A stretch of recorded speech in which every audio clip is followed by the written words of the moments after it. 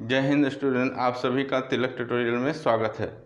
आइए हम लोग जो पिछले कक्षाओं में पढ़ा वास्तविक संख्या और उसके दशमलव प्रसार, उसी पर बेस्ड जो एक्सरसाइज है 1.3 9th क्लास का, उसको हम लोग करते हैं। उसका पहला क्वेश्चन ये है कि कह रहा है कि निम्नलिखित भिन्नों को दशमलव के रूप में लिखिए और बताइए कि प्रत्येक दशमलव प्रसार कैसा होगा। तो देखिए यहाँ 36/100, तो इसके बारे में तो आप लोग को पहले ही बता चुके थे कि किस तरह से हम लोग शांत को पहचानते हैं। जैसे ही 100 है तो ये शांत प्रकार का हो गया, तो 2 जीरो हटेगा और यहाँ पर पॉइंट लग जाएगा डायरेक्ट, तो यहाँ पर 0.36 हो गया। तो 0.36 किस प्रकार का होगा? ये शांत स्वभाव का होगा। किस तरह का होगा? शांत दशमलव प्रसार। इसका प्रसार कैसा होगा? शांत दशमलव प्रसार होगा। अब यहाँ देखिए 1/11, 1 को जब 11 से डिवाइड कीजिएगा तो 0.09, फिर से 09 रिपीटेशन होते रहेगा। तो जब रिपीट हो रहा है तो इसका मतलब क्या है कि ये अशांत है। सबसे पहले तो रिपीट हो रहा है, तो रिपीट हो रहा है तो इसका मतलब क्या है? अशांत है। तो अशांत पहले लिख देते हैं, अशांत है, ठीक है। उसके बाद देखेंगे कि सेम चीज़ का रिपीटेशन हो रहा है कि नहीं। तो यहाँ देखिए 09, फिर से 09 हो रहा है, तो इसका मतलब सेम चीज़ का रिपीटेशन हो रहा है। तो इसका मतलब क्या हो गया? ये अशांत आवर्ती हो गया, आवर्ती हो गया, या इसी को हम लोग क्या बोलते हैं? अनवसानी आवर्ती, आवर्ती, ठीक है। अब चलिए यहाँ पर 4 पूर्णांक 1/8 दिया है, तो 8 चौके 32, ये दोनों में गुना करते हैं और इसमें जोड़ते हैं। तो 8 चौके 32 प्लस 1 33/8 हो गया। जैसे ही 8 आया तो ये क्या हो गया? आपका शांत स्वभाव का हो गया। ये सब पहचानने का तरीका मैंने इससे पीछे वाले वीडियो में दे चुका हूँ। आप लोग को समझ में नहीं आ रहा हो तो पीछे वाला वीडियो जरूर देख लें। तो जैसे ही यहाँ 8 आया तो ये क्या हो गया? 4 डिवाइड करेंगे तो 4.125, मतलब ये शेषफल क्या हो जा रहा है? इसका 0 हो जा रहा है। लास्ट में क्या हो जा रहा है? 0 हो जा रहा है। तो जब 0 हो जा रहा है तो ये क्या हो जाएगा? टर्मिनेटिंग हो जाएगा। इसका मतलब क्या है? ये शांत है। इसका दशमलव प्रसार कैसा है? शांत है, ठीक है। 3/13 यहाँ देखिए इसका भी रिपीटेशन हो रहा है। यहाँ पर आया और फिर से इसका रिपीटेशन हो रहा है, तो यहाँ पर हम बार लगा देते हैं, ठीक है। तो ये क्या होगा? ये पहले तो ये डॉट डॉट आया, तो जैसे ही ये आगे की और संख्या आया तो इसको हम लोग पहले लिख देते हैं। ये किस तरह का है? अशांत है, ठीक है। और क्या है? सेम सेट ऑफ संख्या का रिपीटेशन हो रहा है, तो इसको क्या बोलेंगे?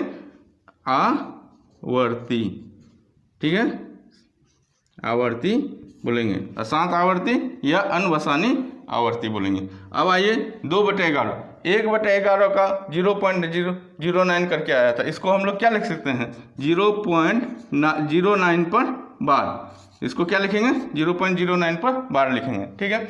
अब उसी तरह से जस्ट इसमें 2 से मल्टीप्लिकेशन हुआ है, 2 से मल्टीप्लिकेशन हो गया तो ये बन गया, ठीक है। तो 0.9 यहाँ आया था, यहाँ क्या हो जाएगा? 9 में 2 से मल्टीप्लिकेशन कीजिएगा तो क्या हो जाएगा? 18 आ जाएगा। तो 0.1818 इस तरह का कंटिन्यूटी बन रहा है। तो जब ये कंटिन्यूटी बन रहा है तो ये क्या हो जाएगा? अशांत हो जाएगा। पहला अशांत हो गया, ठीक है। उसके बाद में क्या हो गया? आवर्ती। सेम सेट का रिपीटेशन हो रहा है तो क्या हो गया? आवर्ती, ठीक है। तो इसको हम लोग क्या लिखेंगे? 0.18 पर बार, ठीक है। अब यहाँ पर देखिए 400 है, तो 4 तो खुद ये है 2n वाला फॉर्मूला लगेगा कि अगर हर में 2n रहे या 5 इसी का मल्टीप्लिकेशन है m रहे तो इन दोनों का मल्टीप्लिकेशन 400 है, तो ये अपने आप शांत हो जाएगा। तो शांत स्वभाव का है तो इसको लिखेंगे क्या? शांत। लास्ट में क्या आ जाएगा? 0 आ जाएगा। जब भाग देंगे हम लोग तो लास्ट में 0 आ जाएगा, ठीक है। इसको आप लोग उतार लीजिए। आइए अब देखते हैं दूसरा क्वेश्चन। आप जानते हैं कि 1/7 इक्वल टू 0.142857 वास्तव में लंबा भाग दिए बिना भाग दिए बिना आपको पता लगाना है। क्या पता लगाना है? कि आप इतना का 2/7, 3/7, 4/7, 5/7 और 6/7 का दशमलव प्रसार क्या होगा। मतलब एक संख्या आपको दे दिया है, 1/7 आपको दे दिया है, तो उसी का यहाँ पर दिया है कि 2/7, 3/7, 4/7, 5/7, 6/7 का दशमलव प्रसार क्या होगा लंबा भाग दिए बिना।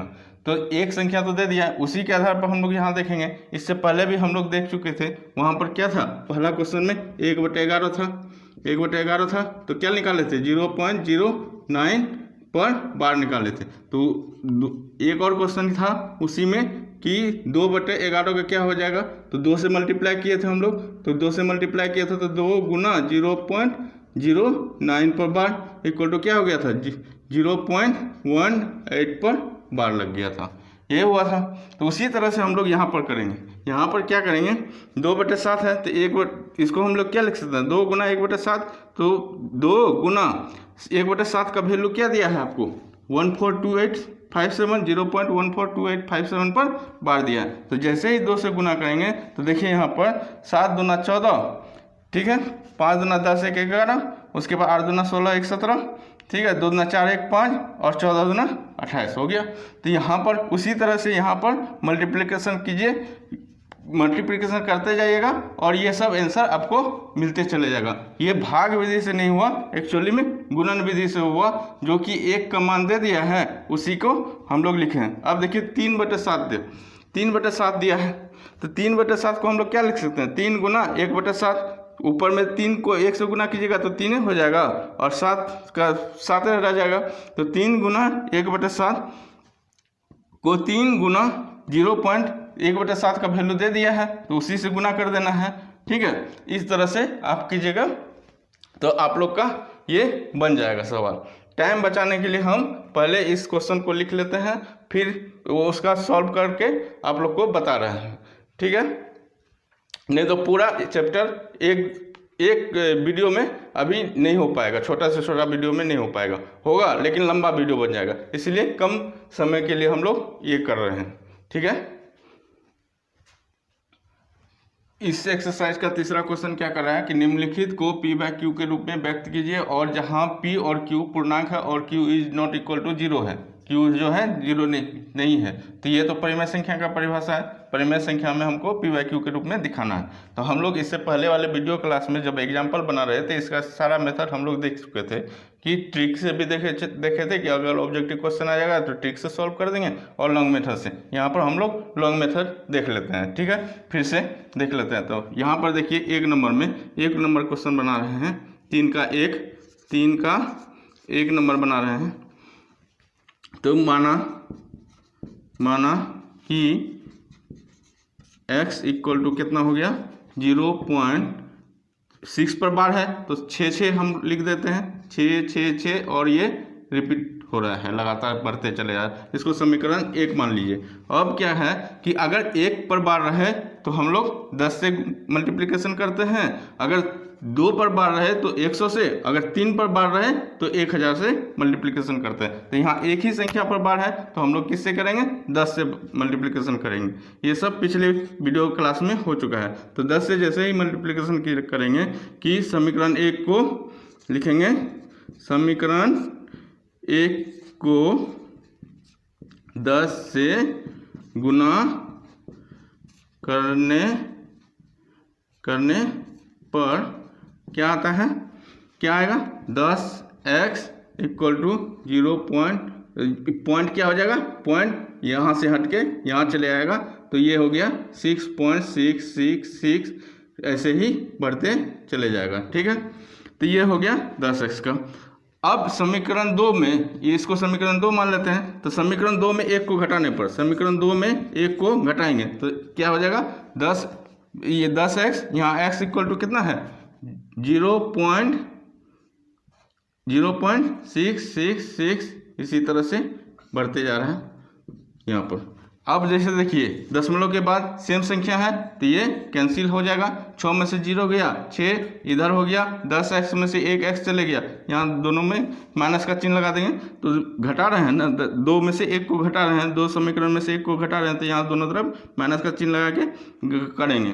तो 10x में से अगर x को घटाएंगे तो क्या हो जाएगा एक्स हो जाएगा। ठीक है, 9x हो गया। अब x इक्वल टू क्या होगा, x इक्वल टू हो जाएगा 6/9 बराबर क्या हो गया 2/3। 2/3 को p/q के रूप में, इसका वैल्यू क्या हो जाएगा 2/3, ये हो जाएगा p/q के रूप में। अब आइए दूसरा नंबर करते हैं। दूसरा 47 है, तो 40 पॉइंट क्या दिया है 477 एक पर बार है, 7 पर ही सिर्फ बार है, तो 7 रिपीट होगा और ये आगे बढ़ते गया। समीकरण 1 ले लिए। समीकरण 1 को क्या किए, समीकरण 1 को क्या किया 10 से गुना किए, क्योंकि एक ही पर बार था तो इसीलिए इसको 10 से गुना कर दें। 10 से गुना करने पर क्या हो जाएगा 10x इक्वल टू, ये जो पॉइंट है यहाँ पर, ये पॉइंट यहाँ चले जाएगा, तो क्या हो जाएगा 4.777, ऐसे ही करते करते इसको समीकरण 2 मान लेंगे। 2 में 1 को घटाने पर, 2 में 1 को, समीकरण 2 में 1 को घटाने पर, तो 1 क्या कर रहा है, 1 है, समीकरण 1 मेरा क्या है 0.4777 ऐसे करके जा रहा है। ठीक है, अब घटा रहे हैं, घटा का चिन्ह।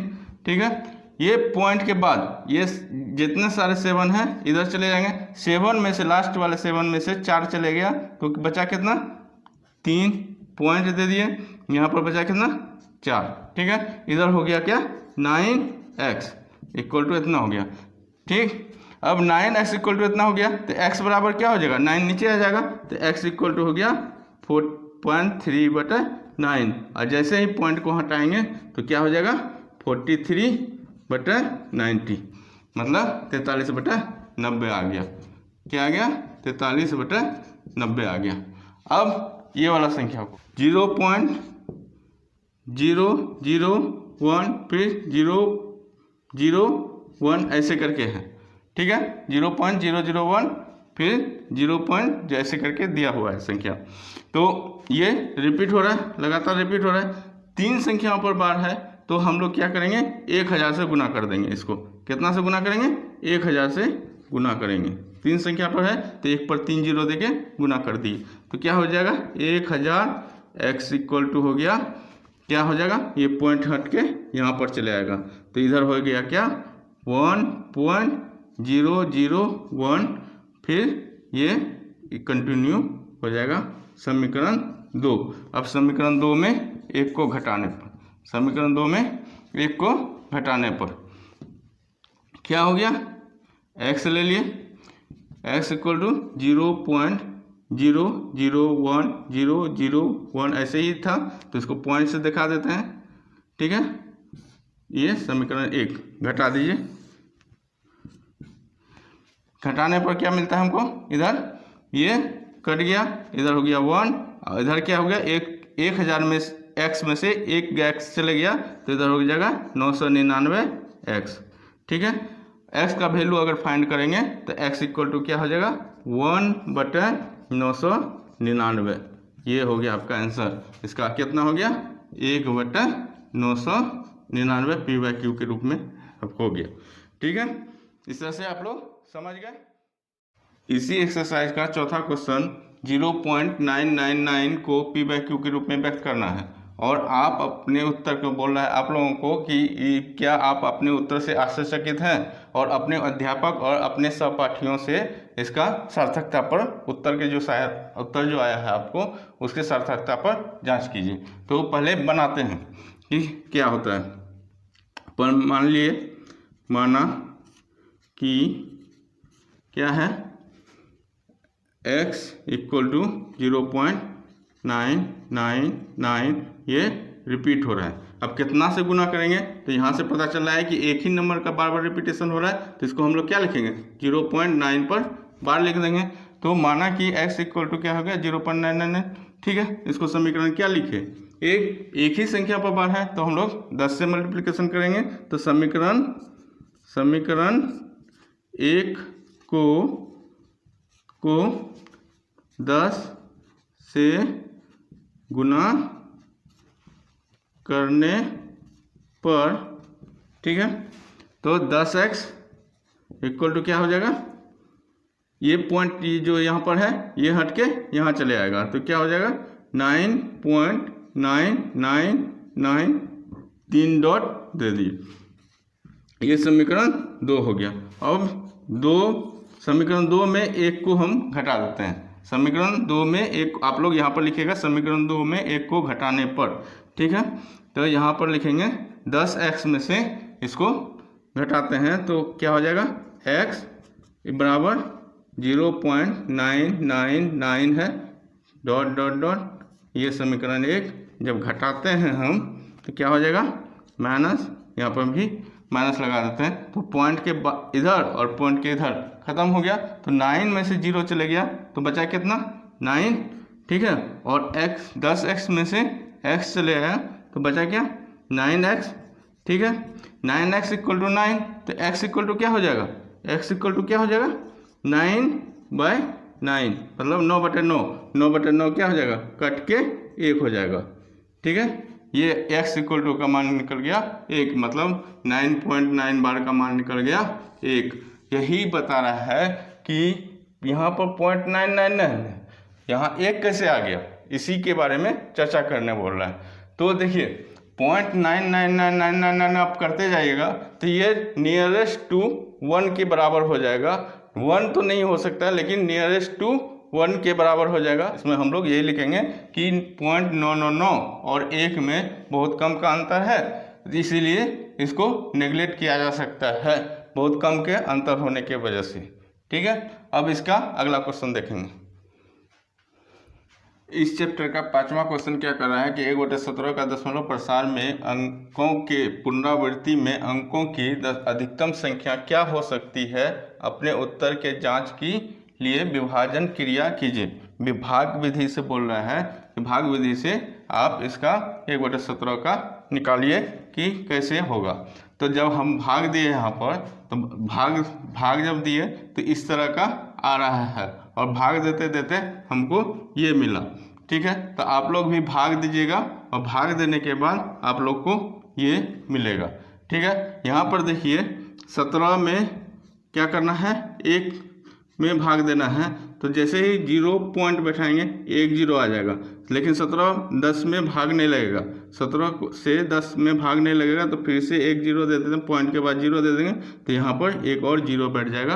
अब लग जाएगा 17 × 85, उसी तरह से भाग देते चले जाइएगा और ये अंक आपको मिल जाएगा। और फिर से इसी का फिर से रिपीटेशन होना शुरू हो जाएगा, फिर से वही शेष आ जाएगा, जो 1 है यहाँ पर 1 आ जाएगा, लास्ट में शेष जो आएगा यहाँ तक आने के बाद फिर लास्ट में शेष 1 आ जाएगा। तो इतना संख्याओं का जो है रिपीटेशन हो रहा है। जब भाग देंगे तो कितने संख्या का रिपीटेशन हो रहा है, तो देखिए जितना भागफल है उतने का रिपीटेशन होगा। तो 1 2 3 4 5 6 7 8 9 10 11 12 13 14 15 16, मतलब 17 से भाग दे रहे हैं और 16 संख्याओं का रिपीटेशन हो रहा है। जब भी हम भाग देते हैं तो जब संख्या की पुनरावृत्ति होती है, भागफल में संख्याओं की पुनरावृत्ति जब होती है तो हमेशा भाजक से क्या होगा, भाजक से हमेशा कम रहेगा, चाहे एक ही कम क्यों न हो लेकिन भाजक से हमेशा कम ही रहेगा, ठीक है। अब उतार लीजिए।